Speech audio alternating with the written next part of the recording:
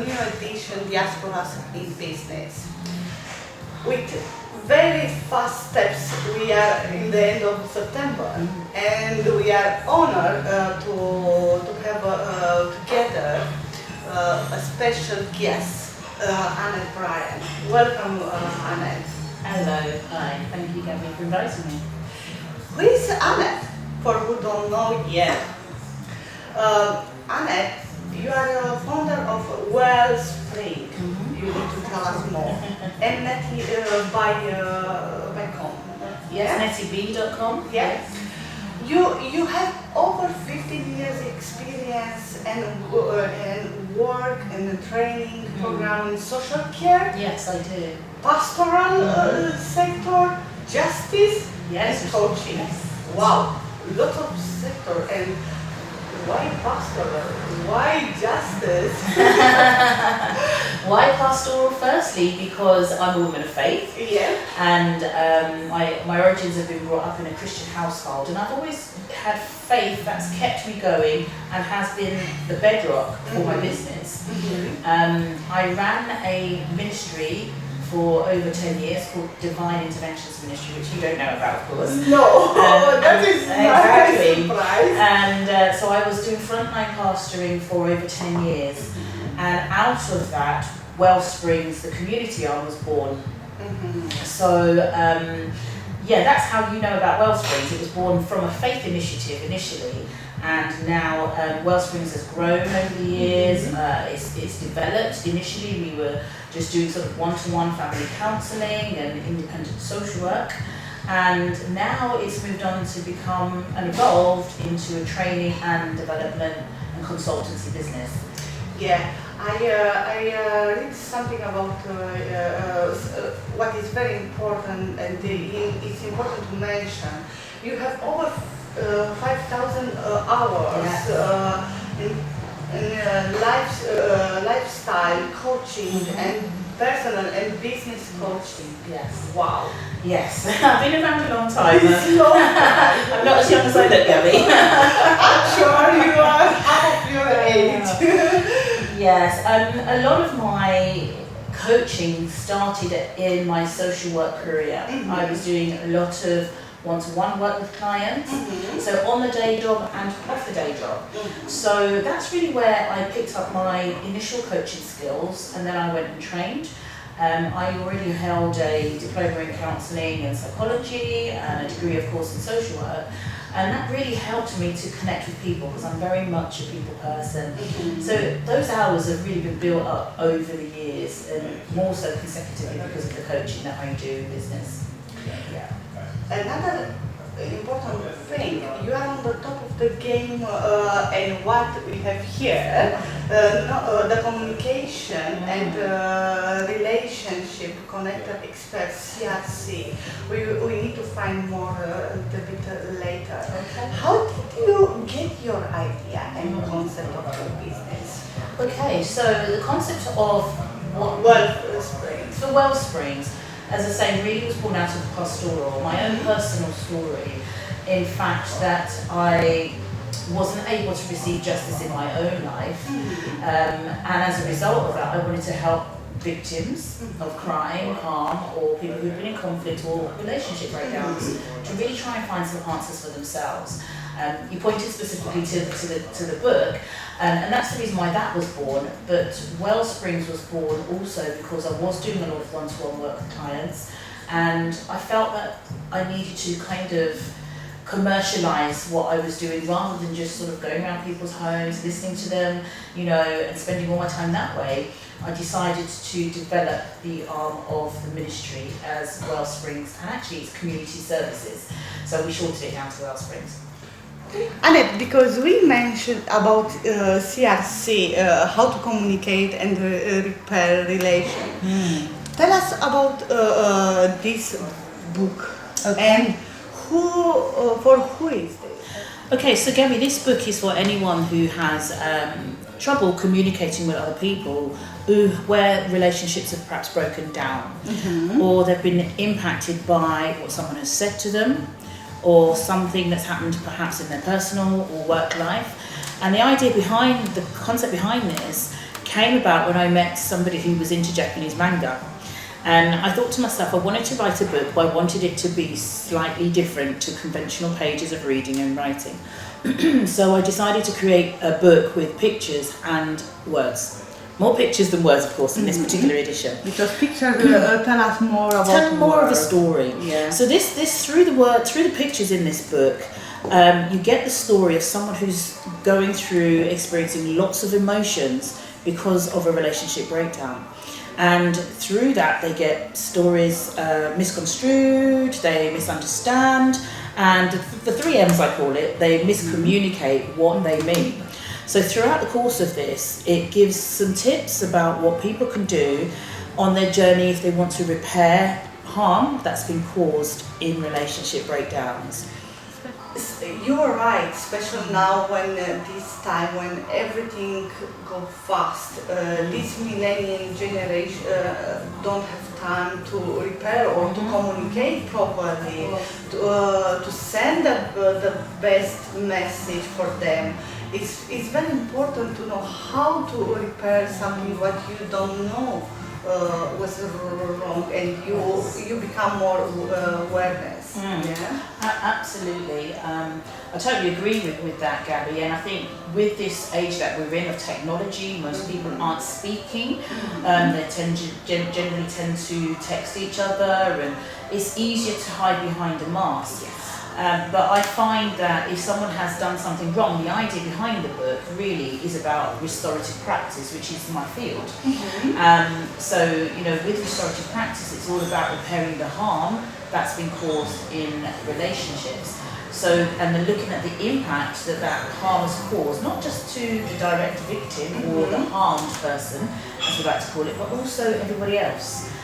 Because when, for example, you might be out of relationship with somebody, if it's a work environment, we take a non-sort of personal situation, perhaps at work someone might have fallen out with a colleague or a manager, and they don't know how to address that because there's a hierarchy, and by addressing it they may feel that they might lose their job or they might be picked on. Using the restorative approach is a good way to actually allow that person to know that it's not really about right or wrong, but it's about what they did. It's about the impact of what they did and helping that person to redress that imbalance that's there. So it's giving that power back to the person that's really the underdog in that particular situation. And they need support to send a proper mirror of the message. Annette, you have a lot of people to moving on from crime, violence, with just people with justice problem, and with people with difficult story behind. Tell us about your story. Okay, so my story, if you were with me back in 1986, you would have seen a young teenager, not quite knowing which direction she was going in life. My background is I came from a home where my parents were both Christians, very strong religious background.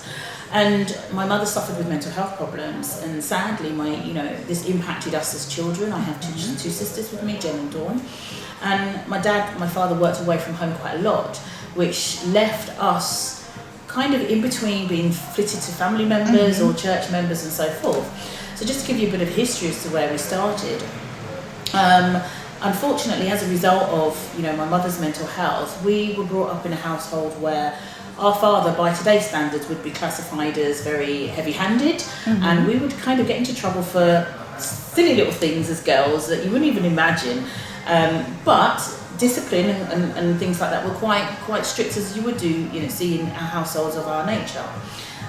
Most Jamaican households were by the belt, disciplined by the belt, and that's no different in our household. And as a result of that, sadly, it had a negative impact on me as a teenager. So you need to take the revenge in some way of your emotion. Absolutely. So I didn't understand attachment and things like that at that time, but I know I didn't have a full healthy attachment to my father, and as a result of that, I began looking for that attachment in all the wrong places, as you do. I then got involved with some people that were not as savoury characters, and they kind of groomed me into a lifestyle that wasn't really becoming of who I was and the household I was brought up in. And as a result of that, I ended up getting involved in petty crime.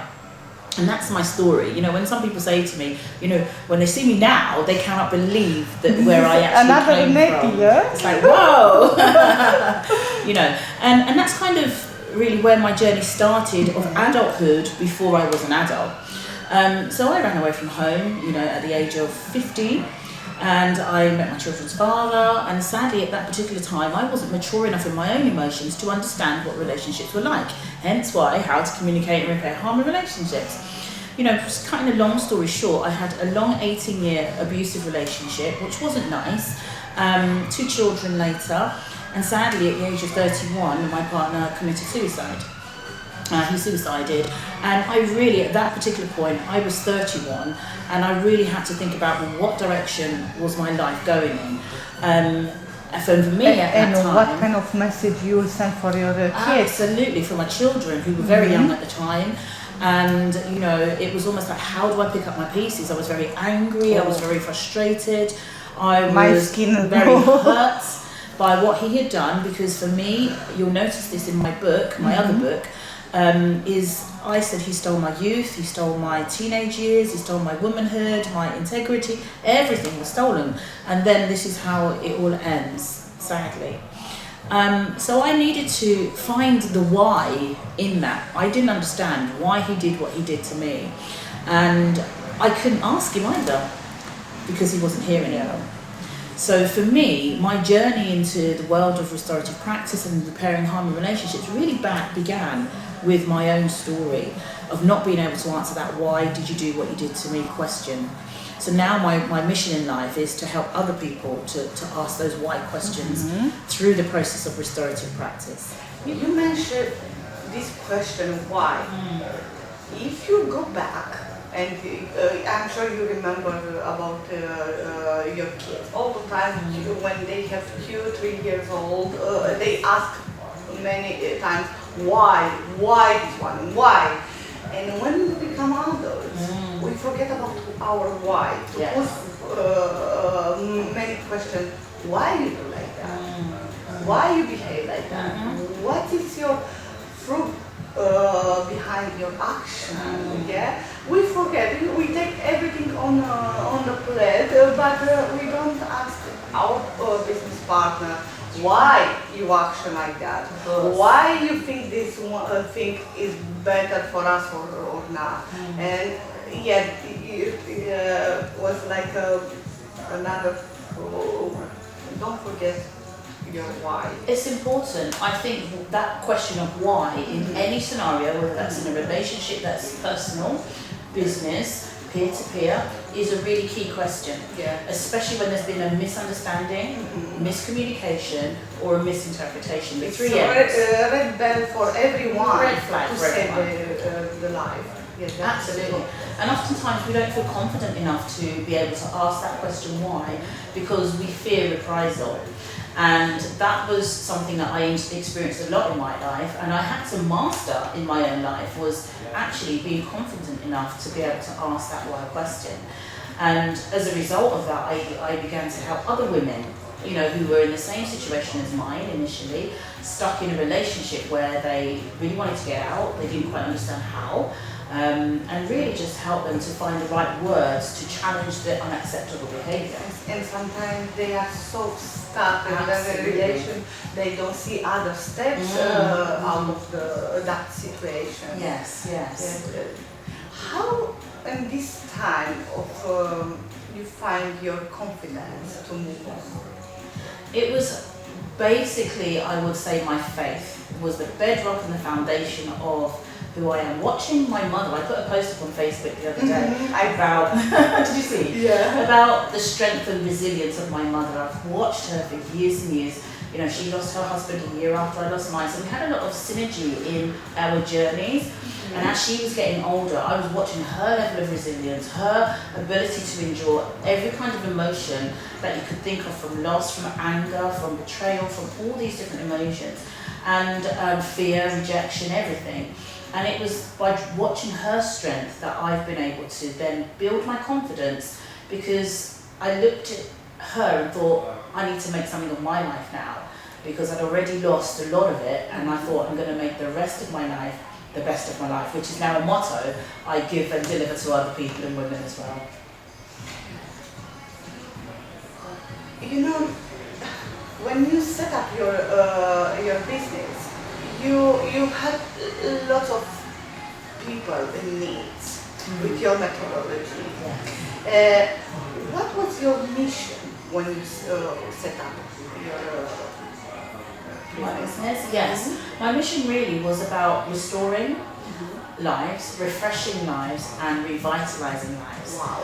So really those 3 words, the 3 R's I call them, all encompasses everything that I've had to do for myself, because I had to restore my life, I had to refresh things that were lost in my life, and I had to find that revitalization, or that confidence, if you like, really, to actually go on and keep going. That means these 3 words are your core values. They're my core values, encompasses those. Yeah. Integrity, respect, openness, trustworthiness, all of the things really that I struggled with, you know, as a recipient in my own personal life, and also in business, because there's times in business where people have not been as ethical as they should be with me, and that's really dented me in a big way, you know, and I've had to pick myself up from that, recover, and try to move on from it as well. Netty, going back on our first minute of this edition, and I remember to our public, you have over 5,000 hours in coaching, business coaching and personal coaching. You help hundreds of people in building them speech to put the fear on the being, on the public. How do you manage to build this success path? Okay, so Gabby, yes, I have a mentor who, his name is Andy Harrington. He's the Sunday Times best-selling author. At some point, you still my next question. Who is your mentor? My mentor, yes, the one and only Andy Harrington, and he's a phenomenal individual. He has given me the platform to be part of his coaching team of ACE coaches, and this is where I am able to support businesses in their public speaking to enhance their skills, to use great tonality, using what he has a concept of the jet set speaker system. So that's just one area of the system that I talk about. But yes, it's really interesting that we, through the doors of the Public Speakers University, is where we get the opportunity to actually mentor and coach, you know, hundreds of business people who are just looking to enhance their public speaking skills, using the jet set speaker system. And you mentioned about support others and communication skills and public speaking in UK and abroad. What other kind of products you offer? Okay, so my business is around training and development and consultancy. So the other large area of my business is working with fostering agencies, and that's about training their social care staff and their foster carers to look after vulnerable children. So I run a suite of about 60 odd courses, ranging from safeguarding to learning children how to play, from attachment to trafficking, and everything in between, to equip them to do their job properly and effectively. Okay, so that's one area. The other product I have is I sell products for a Polish company called Frederica Mahora, and this company provides alternative to the high street perfumes at affordable prices. And I just love their fragrances. That's something I do. They sell coffee ranges and other things, and you know, I sell that online and offline as well. Going back to Wellspring, what is your company goals? My company goals is to be the #1 organisation in the UK and abroad for training and development, particularly around restorative practice. That's one of my goals, because I think you know, everybody needs to know how to repair harm in relationships. This isn't just a concept for one kind of culture. I think this is a concept for cultures across the board. I mean, the origins of it started in Canada, New Zealand, Australia, and then filtered out to the USA and then obviously the UK.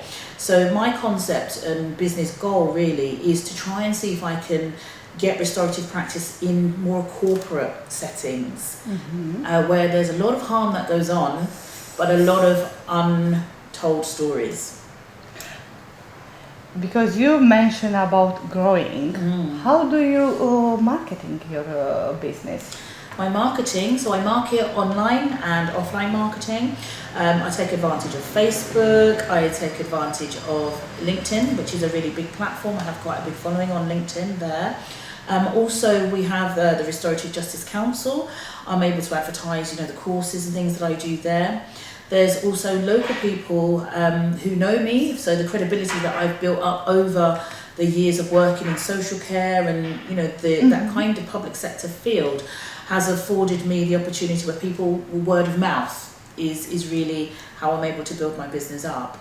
And more so now I'm able to talk about it based on the coaching and mentoring I do through the public speaking as well. Netty, you mentioned about Andy, another person who I admire, and the Professional Speaker Academy. Tell me about your roles there. Okay, so my role in the Professional Speakers Academy is as a mentor and a coach. And what I do is I attend what we call the Public Speakers University. And basically anyone that comes through the doors that receives teaching from Andy from stage will then be assigned a pod, okay, a small group, where they're then able to practice their speaking skills.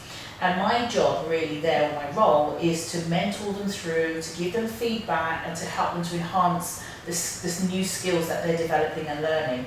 And it's really fun, actually. It's really good fun. Yeah, it's really good fun. I totally enjoy it. And I really feel that I'm giving of my best skill set by helping others to better themselves at something that they're really striving to become good at. Because you are a businesswoman, what is in your point of view, the responsibilities of this position? As a business owner, my responsibilities really is to first of all see that my business grows, develops and thrives. It's to take my business through any hardship, you know, because we all have to do a SWOT analysis of our business. And sometimes we have the good seasons and sometimes we have not so good seasons. I never say bad, I say not so good seasons. And it's really about how can we increase productivity and profitability the best way we possibly can. It's also important to be in line with the statutory requirements, i.e. making sure my taxes are all in order, filing on time and all those kinds of things really. But equally, as a business owner and a manager or director of people, it's more important for me to make sure that my staff are happy. And, you know, hands on heart, that's one area that I feel that I'm very good at, you know, because of my own personal experiences in my past employee kind of lifestyle. So, yeah, for me to ensure that staff are really happy, that they're being productive in their roles, their needs from a business perspective are being met, but also to ensure that they feel that they can go along with the business. Because I think people don't buy into a business, they buy into a person. So they have to know me, like me and trust me. And those are the kind of things that I've tried to build up first. Trust is really key. Flexibility is really important because I believe if you're flexible as a director, as a manager with your staff, you're going to get the best out of them. And I've worked in situations where it's been very closed in and boxed in, and my productivity levels go down. Yeah. I need to be a creative and to be able to flow in order that the people get the best out of me. So I kind of am not employable at the moment. I can't be employed in the context of a 9-to-5 job because I feel very stifled. So, you know, I've got to a place to understand who I am as I've grown and how I work and how I fit best. And that's not because I can't work in partnership with people or under people for that matter, but it's because I think I'm more creative when I'm allowed to work at my own pace, at my own agenda, and I allow anyone who works with me to have the same type of time frame for their working life as well. Trust is key. Yeah, that is very true. What is unique in your business and What's about unique? your business? What's unique about me is you're only going to get one of me. That makes it unique. There's only one Netty. And also, just my working style, I think, is quite unique. And also the product that I use around restorative practice, as much as there are other training and development organisations out there, there isn't the model that I have. It's a unique branded system to me. I created it, and it's called the Restorative Resolution Framework. So it has the guiding principles of restorative practice, but there are other elements that I've created in my own unique framework, which is different to everybody else's. Secondly, my training courses, I get nothing less than, excellent on the feedback, simply because I use a lot of stories, and I've been taught this at the Professional Speakers Academy, how to make myself set apart from every other expert in my particular field of industry, and that's really what makes me unique. And your answer takes me to the next question. Why you choose this type of business? Why you choose coaching and not psychology or social care or I don't know, to be a pastor? I think all of those things you mentioned are very much encompassed in what I do. I use every single skill set that I do within my coaching. I'm very much a person-centered coach, if that makes sense. I see what are the needs of the client, and I adapt my style to fit that need. So whether they might need one day a little bit of my pastoral side because they're feeling vulnerable spiritually, perhaps they might need some encouragement that way, that will come out. If they're feeling emotionally low or at blank, then my counselling or psychology will come out. If they're feeling that they need just hard-hitting, task-focused business development, then that side of me will come out. So really, I'm very adaptable to the needs of my client. So to answer your question, I think I use all of those skills in the coaching and the mentoring that I do. Two times per year, I look on my clients list, Right. and I fire few clients with my reasons. And I'm sure you met many types of clients and many typology, which some easier than others. Yes. Have you ever turned down, fired your clients? Okay, have I ever turned down Yes, fired when you started to work with them. Okay, in the line of social work, when I was employed, you don't really get a choice. Yes. You have to work with every kind of hard-to-reach individual. However, there are types of individuals who really just don't want to change, or they just don't know how to change. And you have to make an executive decision as to say whether you can continue working with them or not, because for want of trying, they're not making the steps required to make that change.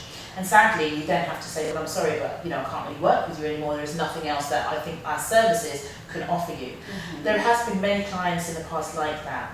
Other times in my business life as an entrepreneur, I've engaged in working with somebody and realised a few months in that their reasons or their motives for wanting to work with me were not that ethical. It was either to elevate themselves or their company and quash mine, or it was because they just really had an ulterior motive.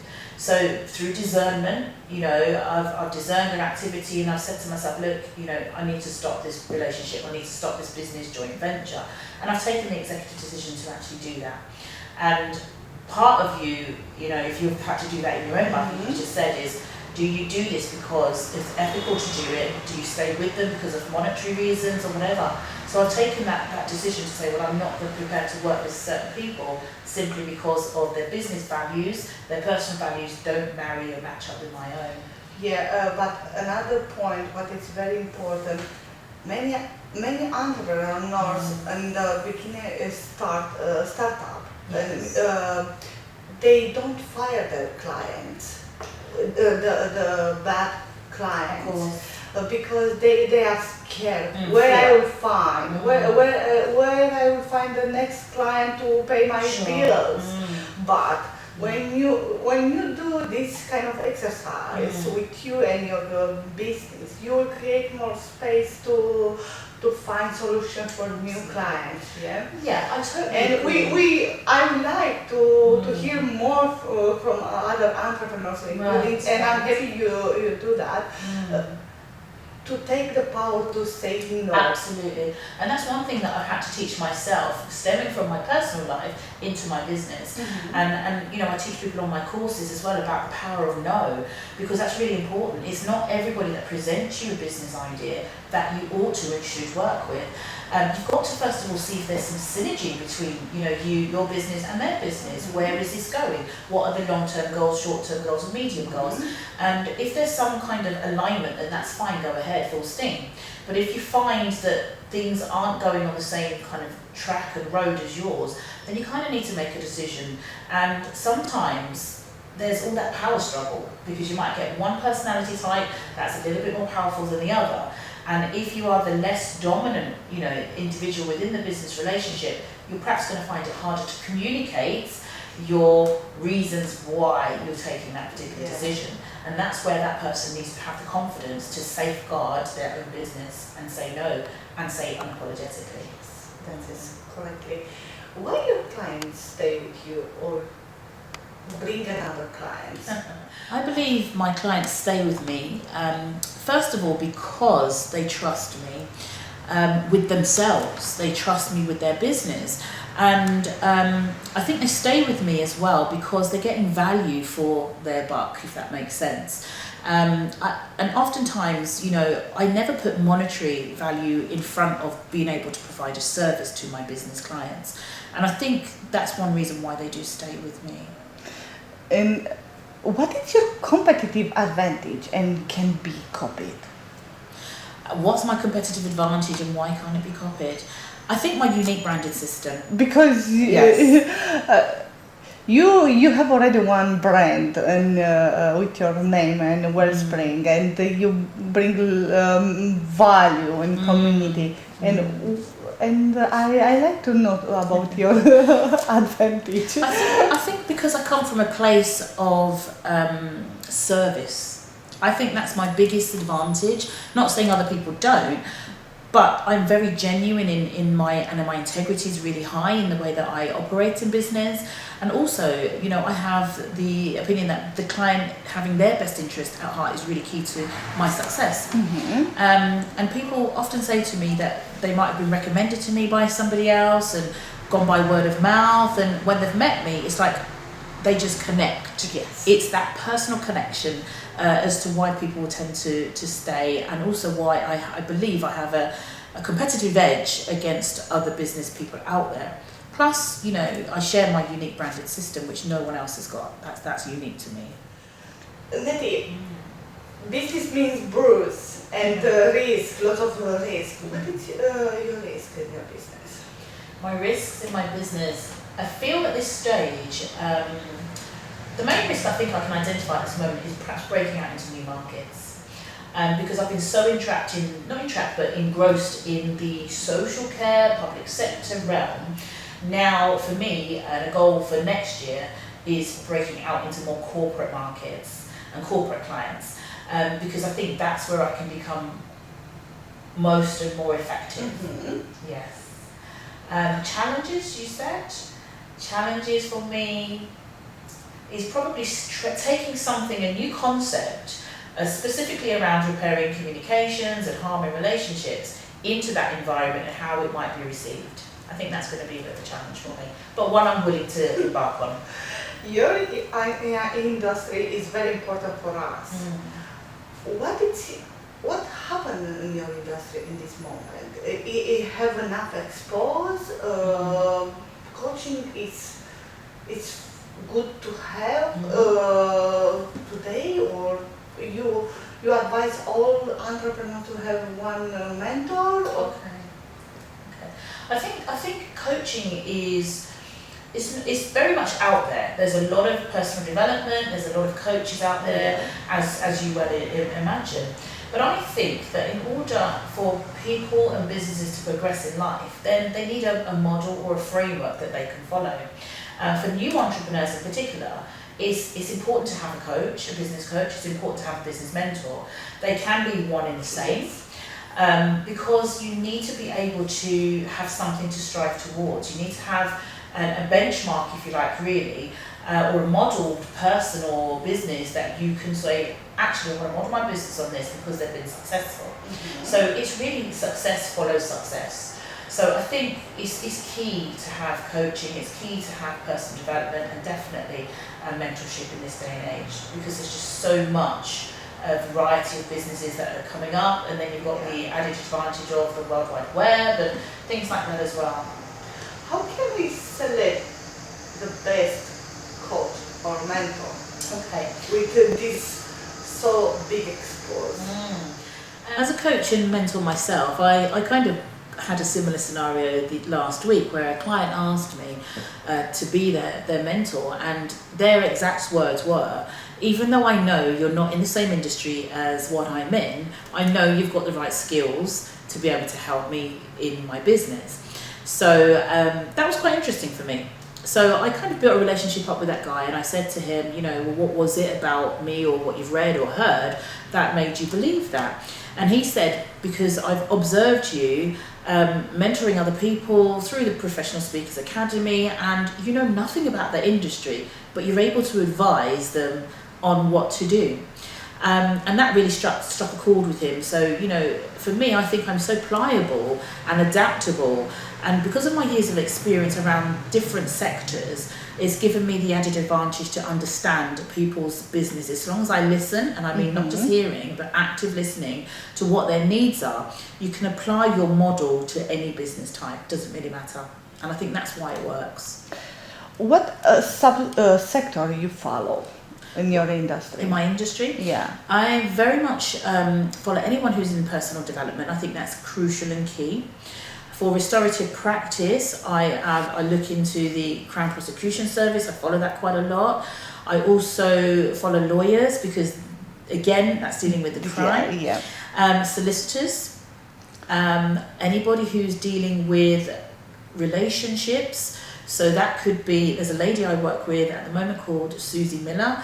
She's a divorce strategist. So I'm trying to kind of get into the family law and things like that to bring my model of intervention there too. Politics and finance, not so much. I mean, that dreaded B word, Brexit. Brexit, yeah. Again, you know, it's one of those things. It's not necessarily going to affect my industry per se, because for me, wherever there's people, there's always going to be problems. That's how I look at the world. There's always going to be communication breakdown somewhere. So sectors really are around public sector, private sector, are the ones that I tend to follow. Yeah. Talking about information, you read? I think so. What was the last book? The last book I read would have been The Power of the Subconscious Mind. And that's by Joseph Murphy, if you remember. Yes. Brilliant. Brilliant. Yeah, he's brilliant. I often read the Bible, as I say. I take a lot of my wisdom and my nuggets from Proverbs. But The Power of the Subconscious Mind is a book that I kind of have of daily reading, if I'm honest, because there's always something new that comes to mind every time I open it. That means you have another blogs and newspapers to read, yeah? Yes. Yeah. In this life, we have many moments to be proud, but one is the best. What is the best moment? My best moment. My best moment, I think, or my proudest moment, is overcoming my obstacles and challenges that I've had in my personal life. And I call that out simply because there were many times that they were so challenging that I really didn't think I was going to be here today.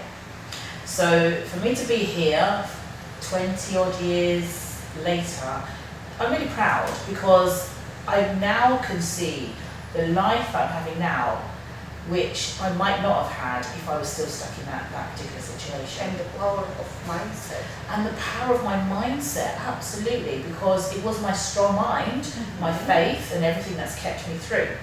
What I'm proud of today are my children, my family, my grandchildren, but also the fact that they've supported me throughout my business adventures or ventures and my personal journey as well. They've always been a backbone for me and supported me in every single way. And the last question, Annette, are you ready to go ahead with your business? Yes, I'm really looking forward to what 2020 and beyond has in store for Netty B and for Wellsprings, most definitely. I'd like to take this business more abroad, internationally. I'd like to be speaking more on different stages across the globe. That's always been one of the passions for me. I've served a lot on a personal level, one-to-one in business and in personal mentorship and coaching, but I'd like to be able to reach more people globally with my message of hope, of deliverance, of being able to cope, recover and move on, and really just empowering men and women to really just take life at the horns and really go for it. What motivates you and drives you to move on and to take action? Fame, money, passion? Definitely not fame or money. I think my heart of service really, and wanting to see mass global change from a personal to a very corporate level. And I think, you know, I want to just see people enjoying their lives. Really, my motto is helping people to live and love life, and that's at any level, whether that's someone who's stuck in adverse poverty. How can they make the best of that particular situation? How can they see the light at the end of the tunnel? Whether that's the multi-millionaire that's going through relationship problems, you know, how can they have the fame, have the fortune, but also be happy with it? Because we often see that some people are happy in some part of their life and not in others. But it's about looking at the whole picture holistically. How can we help people to live and love every part of their lives? That really is what motivates me. Dear entrepreneurs, if you are sick of the standard menu of the option, Netty, it's a great support. Netty, she's here to help you. She has the tools and methodology to help you to grow. And I really want to thank you for being today with us. And I would like to ask you to conclude this amazing interview. If you look on the loop or on your life, can you give one piece of advice for all the entrepreneurs from outside? Yeah, absolutely. My one pearl of wisdom for all of you entrepreneurs who are just starting, who might be in the midriff of your business, the key thing for me is never give up, never give in, and keep on going. Because the moment you stop, that gives you an opportunity to doubt the success that you may be potentially having. So keep on going, be confident in who you are, and actually use that word, the power of no. When something doesn't feel right for you, make sure that you use that power of no. Thank you, Annette. See you soon, and don't forget to subscribe and to let us know what you think about our edition. Thank you.